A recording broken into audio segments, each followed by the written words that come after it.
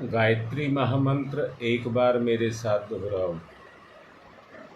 ओम भूर्भुवः स्वः तत्सवितुर्वरेण्यं भर्गो देवस्य धीमहि धियो यो नः प्रचोदयात्। उपासना का अर्थ है अपने आप को जोड़ देना।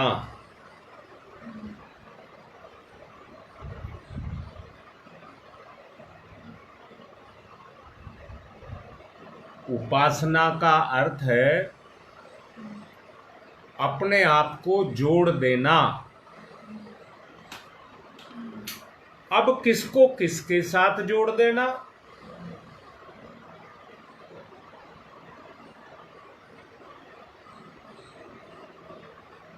अंश को अंशी के साथ जोड़ देना, अंश को उसके अंशी के साथ जोड़ देना। उपासना मिट्टी मिट्टी के साथ जुड़ करके मिट्टी हो जाती है और उसकी पहचान नहीं होती। अर्थात जहां रहे, जहां पर मेरी पहचान ना रहे, जिससे मेरा अस्तित्व है उसकी पहचान रहे,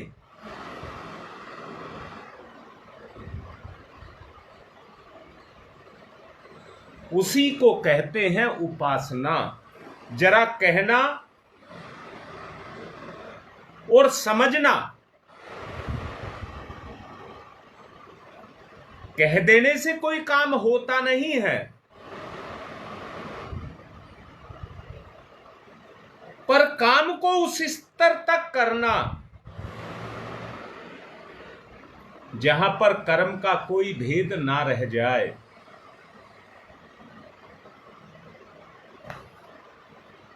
जहां पर कोई भेद ना रह जाए, हम दोनों मिलकर के एक हो जाएं। देखिए, अंदर से सोच लीजिए, समझ लीजिए। दोनों के भेद को समझ लीजिए।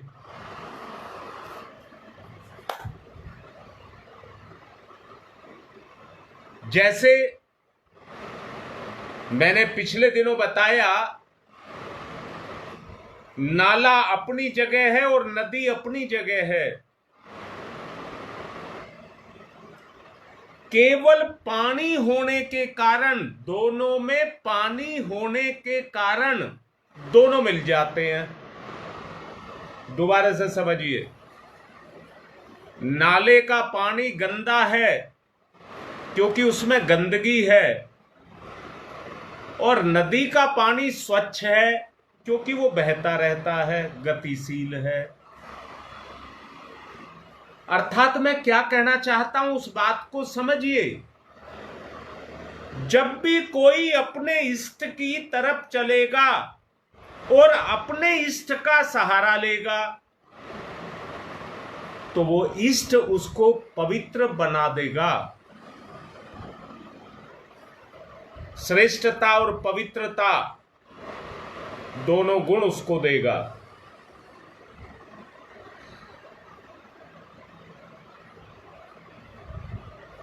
जबकि नाला अपनी जगह और नदी अपनी जगह है। नाला खुद जाता है नदी में मिलने के लिए, और दोनों मिलकर के एक हो जाते हैं। ये मैं आपसे मिलन की बात कर रहा हूं, मिलन की बात दो शक्तियों। और मैंने अभी कहा है, जो मिलन है किसके कारण है? क्योंकि दोनों में एक ही चीज है।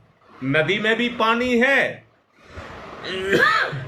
नदी में भी पानी है, और नाले में भी पानी है।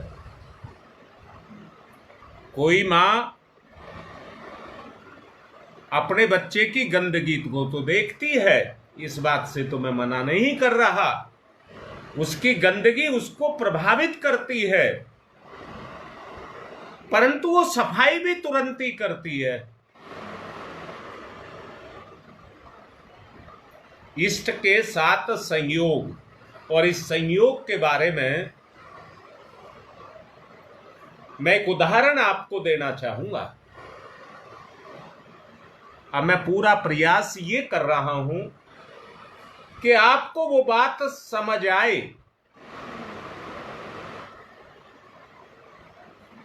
महर्षि याज्ञवल्क्य की 2 पत्नियां थी।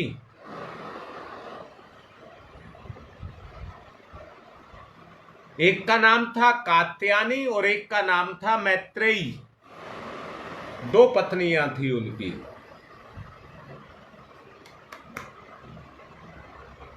जो कात्यायनी थी वो सील सरल स्वभाव की एक सामान्य औरत थी,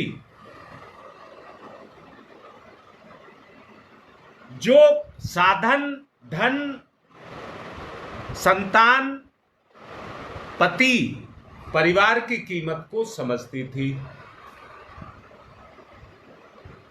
परंतु उन्हीं की दूसरी पत्नी मैत्रेयी थी, जो सांसारिक स्तर की नहीं थी, जो परम पिता को ही सब कुछ समझती थी।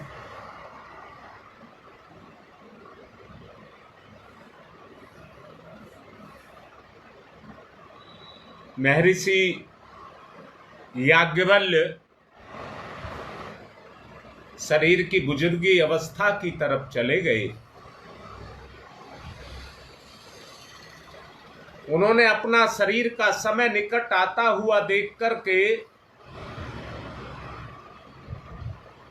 दोनों पत्नियों को बैठाया और बैठा करके कहा, जितनी मेरी संपत्ति है दोनों आधी आधी ले लो।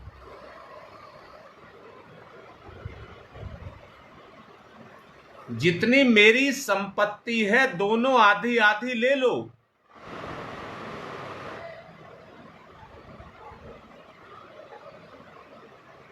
कात्यायनी तैयार हो गई, परंतु मैत्रेयी ने सवाल कर दिया, प्रभु जो संपत्ति है, जो साधन है, वो तो ऐसे धन से पैदा हुए हैं जो कभी स्थिर नहीं रह सकता, जो कभी स्थिर नहीं रह सकता। और जो स्थिर नहीं रह सकता वो मुझे शांति कैसे दे सकता है?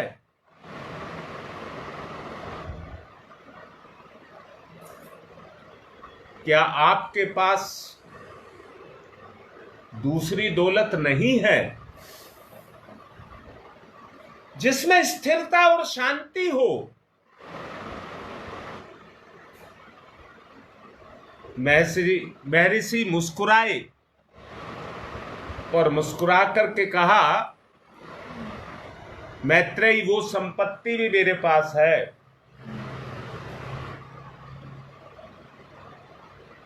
तो मैत्रेयी कहती है मुझे इस संपत्ति से कोई लगाव नहीं है।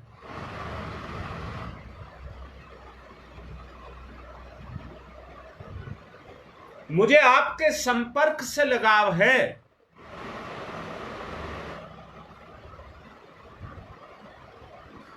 मेरी चेतना आपकी चेतना के साथ संसर्ग करे,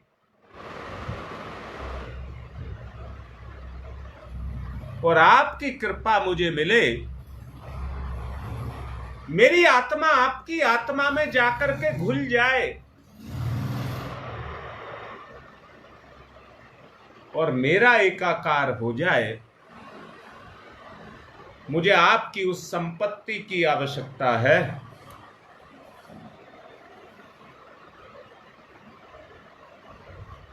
मुझे आपकी उस संपत्ति की आवश्यकता है। ये तो नाशवान है, ये टिकेगी नहीं। बात को सुनना और कहना बहुत आसान है,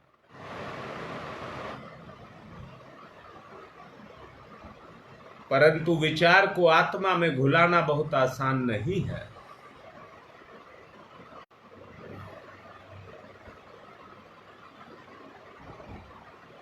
क्या आपको मेरी इतनी बात समझ आ रही है? चेतनात्मक स्तर पर बोलना,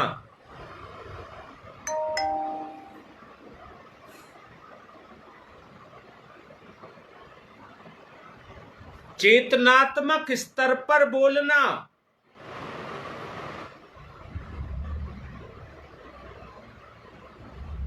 जहां एक चीज पैदा हो जाए, अंदर से एक टीस पैदा हो जाए, मुझे संसार से कुछ नहीं चाहिए, मुझे चाहिए तो आत्मा से चाहिए।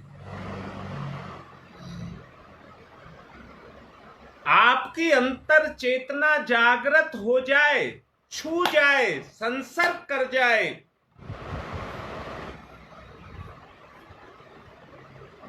सच बताओ, नाले में नाले की तरह की गंदगी होती है, हमारे अंदर विचार की गंदगी होती है, और किस में नहीं है?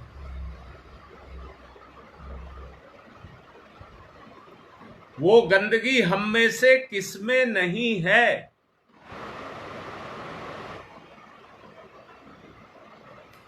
जरा हृदय से देखिए, हमारा हृदय आपस में सक्रिय हो जाए और हमारे आराध्य के साथ हमारा हृदय जुड़ जाए।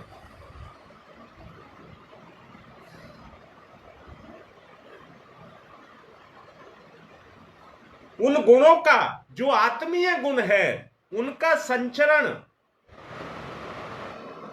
हमारे विचार के अंदर होने लग जाए तो पवित्रता और श्रेष्ठता का विलय होने लग जाए।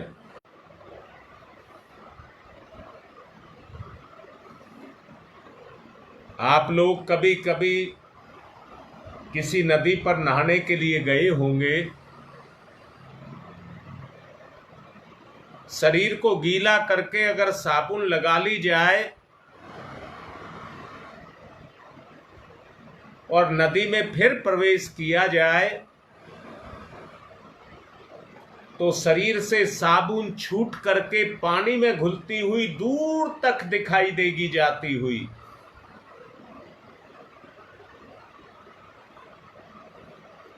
हमारी विचेतना का विलय, या कहिए हमारे विचारों का विलय, श्रेष्ठता में होती चले जाए। नाले के समान हमारा जीवन नदी में विलय होता जाए तो याज्ञवल्क्य और मैत्रेयी जैसी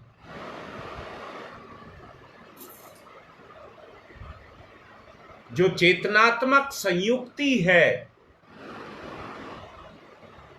वो साकार हो जाए। मैत्रेयी हाथ जोड़ करके अपने पति के पैर पकड़ करके कहती है, मुझे ये संपत्ति नहीं चाहिए,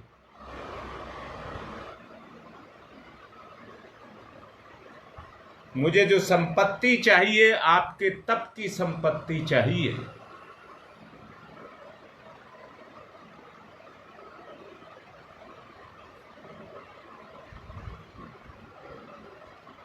जैसे दुनिया में बहुत सारी नदियां हैं, बहुत सारे पानी के स्रोत हैं, ऐसी बहुत सारे पवित्र विचार दुनिया के अंदर विराजमान हैं। उनको आत्मसात करना, उनको आत्मसात करना, नदी और नाले की तरह से विलय करना।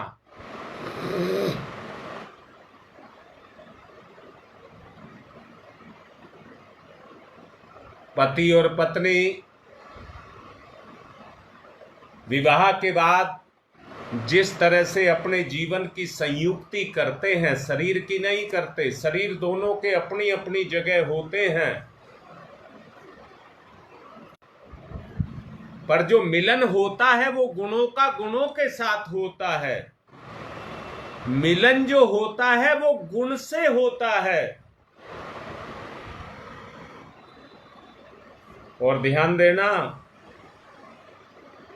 जो माताएं बहनें हैं और जो भाई हैं वो अपने अपनी तरह के गुण रखते हैं। और अंदर से देखना, एक औरत को एक पुरुष की आवश्यकता पड़ती है और एक पुरुष को एक औरत की आवश्यकता पड़ती है। ईमानदार और सच्चे होकर के, पवित्र और श्रेष्ठ होकर के अगर हम उन गुणों को वर्ण करते हैं तो वो गुण ही हमें एक साथ दोनों को जोड़ते हैं और वहां पर दोनों के एक अंदर वो समता, वो विशेषता पैदा होती है। मैं दोबारा से कह रहा हूं, उपासना जब भी होती है,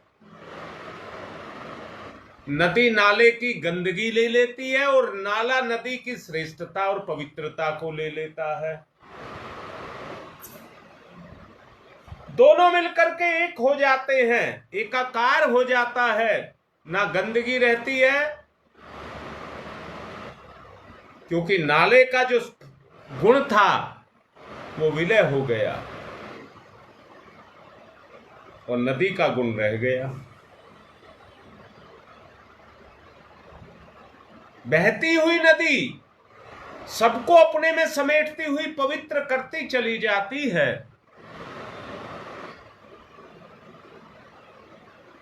हमारी नदी यानी कि हमारी गंदगी से, गंदे विचारों से गति अच्छे विचारों में हो जाती है। इसी को उपासना कहते हैं। और अपने अपने जीवन में सब झांक करके इस परिवर्तन को देखें, आपको दिखाई देगा। आप इस परिवर्तन को देखें। मैं ये तो नहीं कह रहा कि आप पवित्र हो गए, श्रेष्ठ हो गए, परंतु मैंने केवल परिवर्तन के लिए कहा है। आपको जरूर दिखाई देगा। बस ये परिवर्तन हमारी भूख बन जाए। कौन रोक लेगा कि आप श्रेष्ठ आत्मा हैं? आपको कोई नहीं रोक सकता, क्योंकि आप हैं। क्योंकि आप हैं। हमारी मान्यता खोखली और अधूरी रह जाती है, जो हमें उस प्रभाव को दिखा नहीं पाती।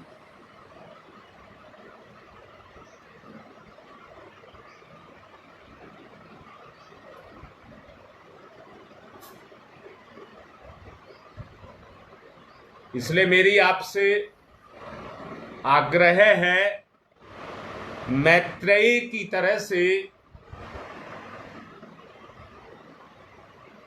आप संपत्ति नहीं, गुणों को धारण करें।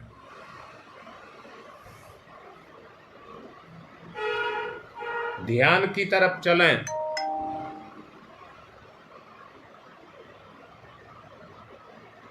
ध्यान की तरफ चलें। श्रेष्ठ विचारों का, पवित्र विचारों का विलय। मेरे विचारों में पवित्र विचारों का, श्रेष्ठ विचारों का विलय, पवित्रता का संवर्धन। देखिए, आपको ईमानदारी से करना होगा। मैत्रेयी की तरह से एकाकार करना होगा अपने इष्ट के साथ। संवर्धन,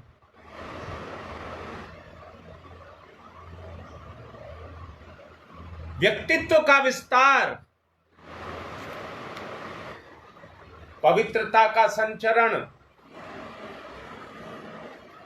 अंदर से महसूस करिए, आंख बंद करके अंदर से देखिए।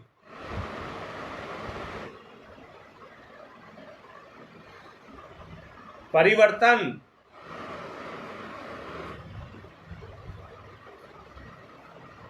नदी और नाले की तरह से मिलन। परिवर्तन,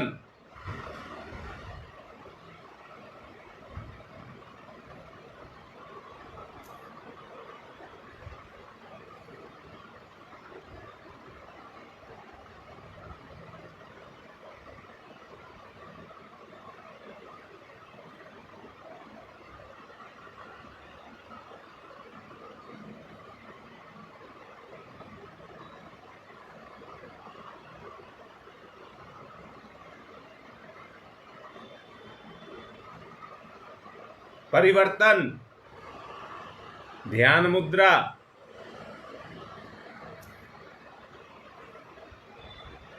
ध्यान मुद्रा,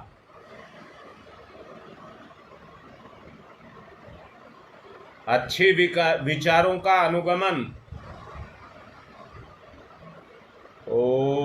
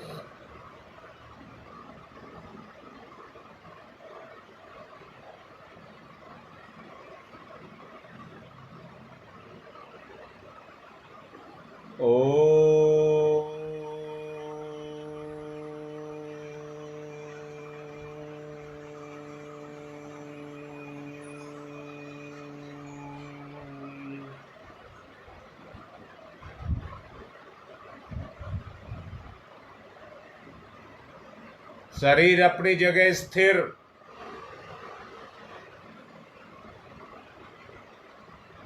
विचार का आदान प्रदान, अपने इष्ट के साथ विचार का आदान प्रदान, गुणों की विशेषता विचार के माध्यम से,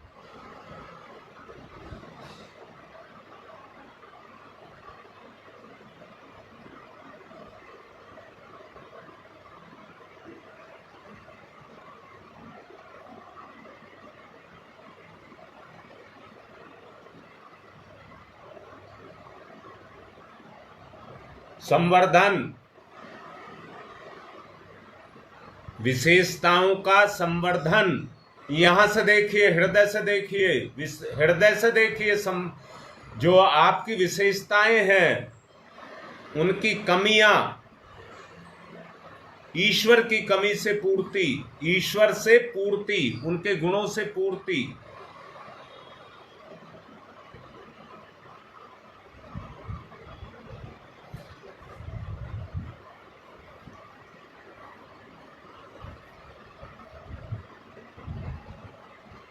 संवर्धन,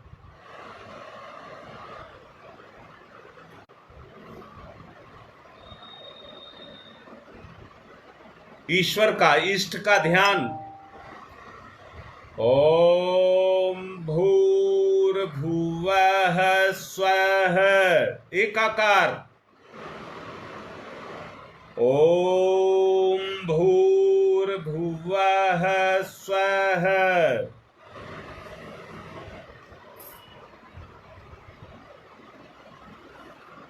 संसार में, दुनिया में ना खोएं, माया में ना खोएं, आत्म तत्व से संबंध।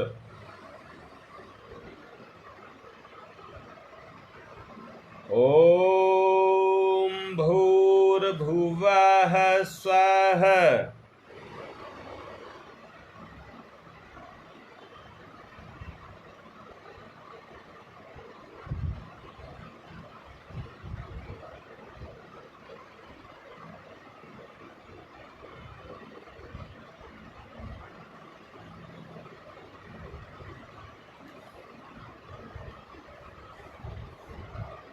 तस्य वितुर्वरेण्यम्। जिस तरह से सीधा सीधा नाला, यानी कि कहिए नाले का जल गंगा के जल में जाकर के मिल जाता है, सीधा सीधा, किसी को मिलाने की आवश्यकता नहीं पड़ती। मेरे दुर्गुण मेरे इष्ट में विलय।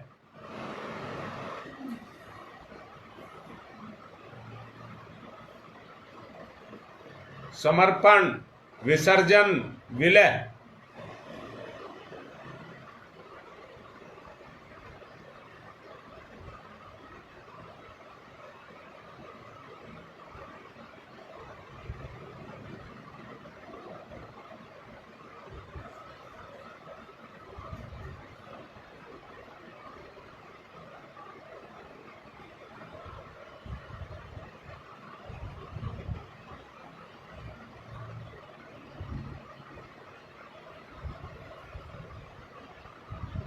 गुणों का संवर्धन, एकाकार,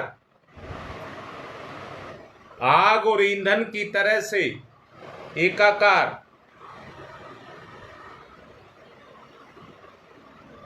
आग को जब ईंधन मिल जाता है तो आग उसे आत्मसात करना शुरू कर देती है, तिनका तिनका जलाना शुरू कर देती है।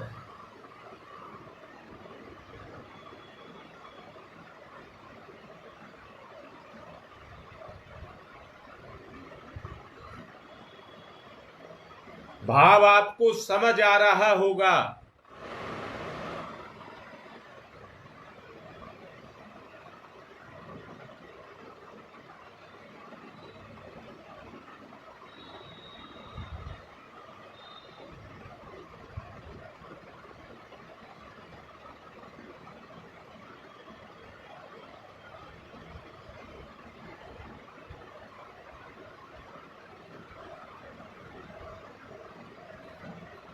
भर्गो देवस्य धीमहि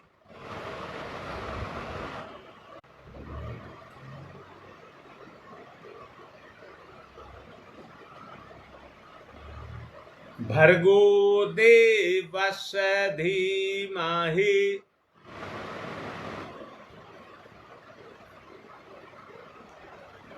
स्वतंत्र, स्थिर, स्वतंत्र परंतु स्थिर गति,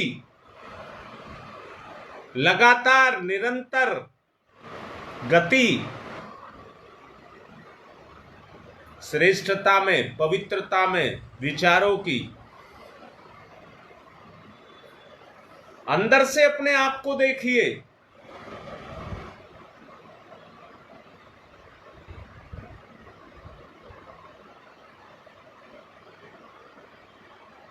आग और ईंधन की तरह से, पति और पत्नी की तरह से एक दूसरे में विलय।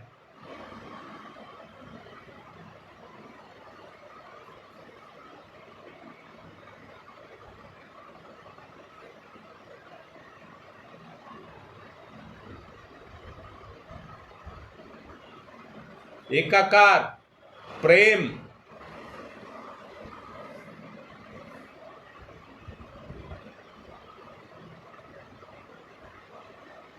प्रेम, हर कोई चाहता है प्रेम। प्रेम में छुपा है आनंद।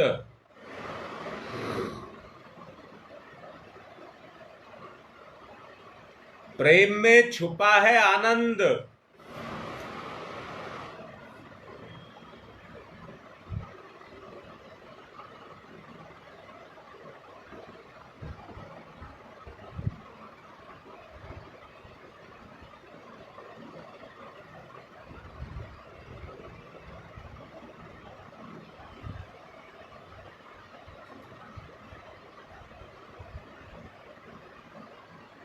आनंद का उद्भव तब होगा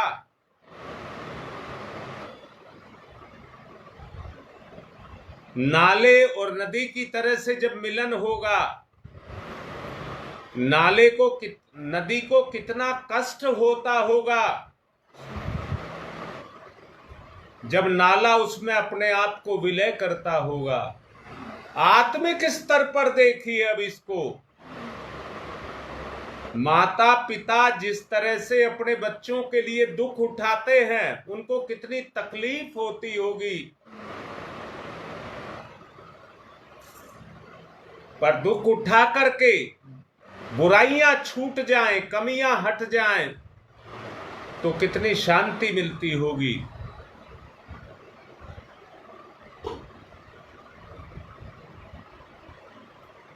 दुखों में सुखी रहना आनंद।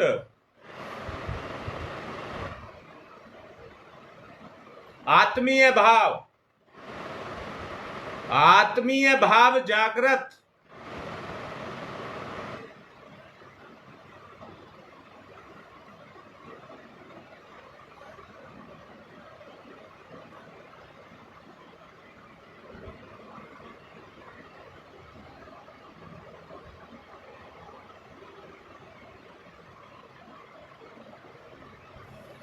एकता, समता। भर्गो देवस्य धीमहि, खा जाइए, जला दीजिए, मिटा दीजिए उन सब बुराइयों को जो मेरे विचार के साथ लगी हैं। विलय, विलय,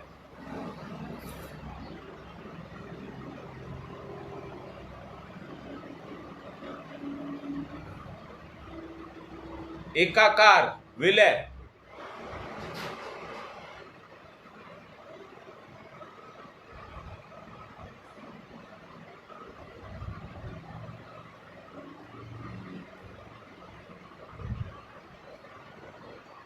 हृदय से बोलिए, भर्गो देवस्य धीमहि। एकाकार, ईंधन आग की तरह से, पति पत्नी की तरह से, बहन भाई की तरह से, नाला और नदी की तरह से मिलन।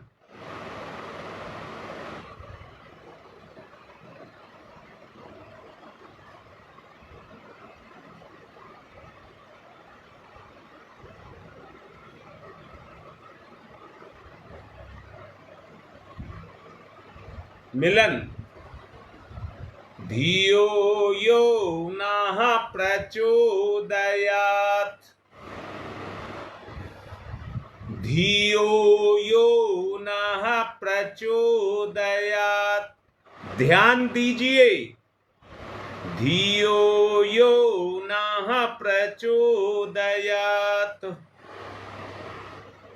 धी में, बुद्धि में वो तत्व जागृत हो जाए जो हमेशा ईश्वर की तरफ, पवित्रता की तरफ हमको लेकर के चले।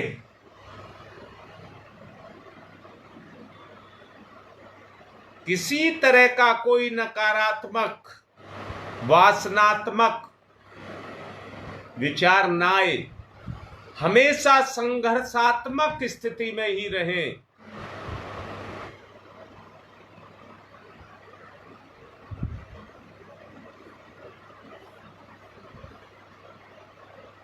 धियो यो नः प्रचोदयात्।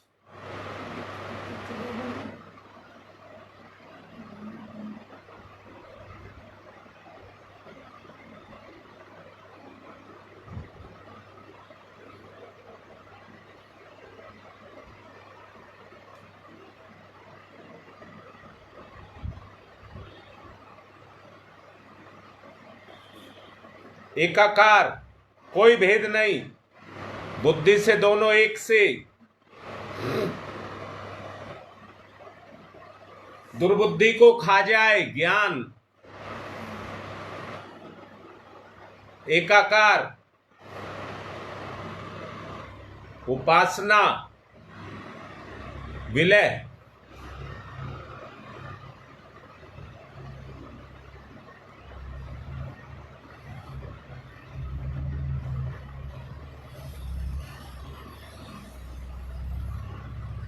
विलय।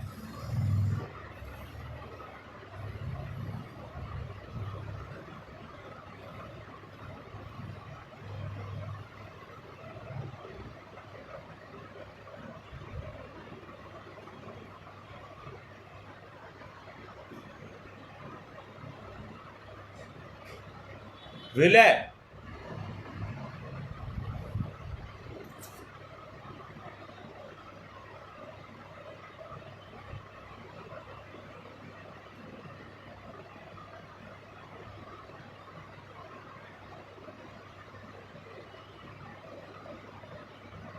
उस स्तर पर अपने आप को लेकर के जाएं।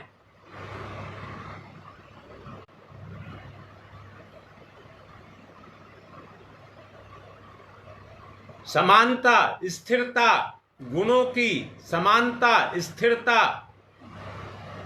विचारों में कुविचार पैदा ना हो, परिवर्तन को देखें अंदर से।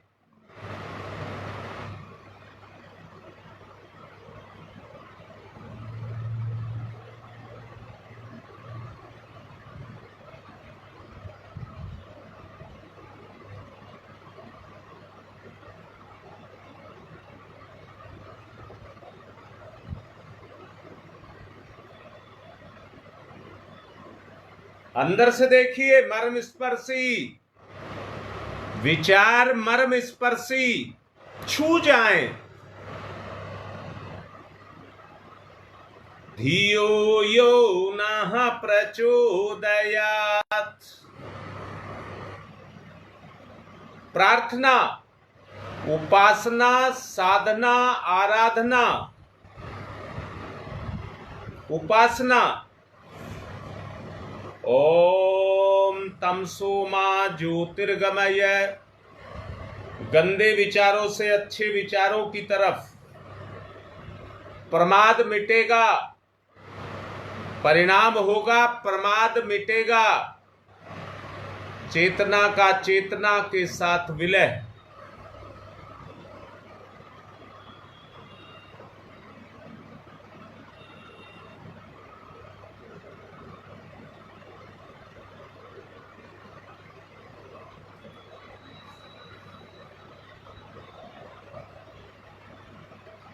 ओम तमसो मा ज्योतिर्गमय। सूर्य का प्रकाश जिस तरह से अंधकार को मिटा करके दिन पैदा कर देता है, जिंदगी में दिन निकाल लीजिए, अपनी जिंदगी का सवेरा।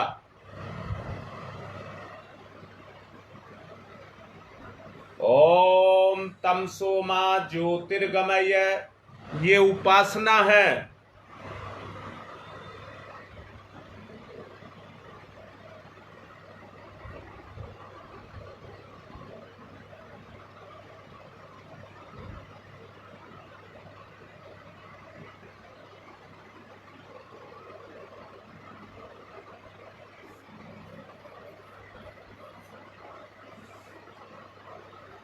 असतो मा सद्गमय, साधना।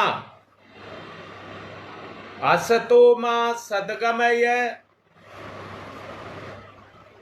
असतो मा सद्गमय।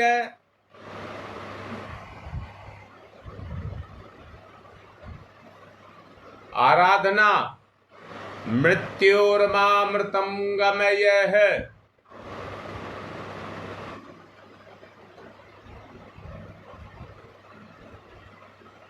मृत्योर्मामृतं गमयः। मृत्योर्मामृतं गमयः। तमसो मा तमसो मा तमसो मा ज्योतिर्गमय ज्योतिर्गमय ज्योतिर्गमय। जो भाव समझाया है उसी को ध्यान में रखें। असतो मा सद्गमय सद्गमय सद्गमय।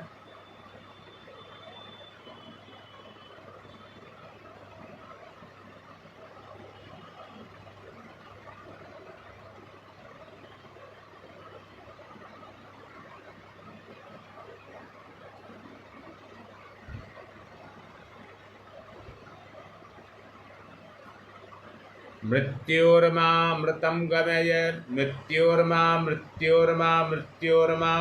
गमय अमृतं गमय अमृतं गमय। दोनों हाथ रगड़िए, मुख पर फिराइए। प्रमाद को उतार दीजिए, नव जागरण की प्रक्रिया को करिए। कमेंट्स किसी के नहीं आ रहे हैं। अगर किसी को कोई समस्या हो तो व्हाट्सएप पर केवल लिख दें, मैं दूर करूंगा। आज की बात को यहीं विराम दे रहा हूं।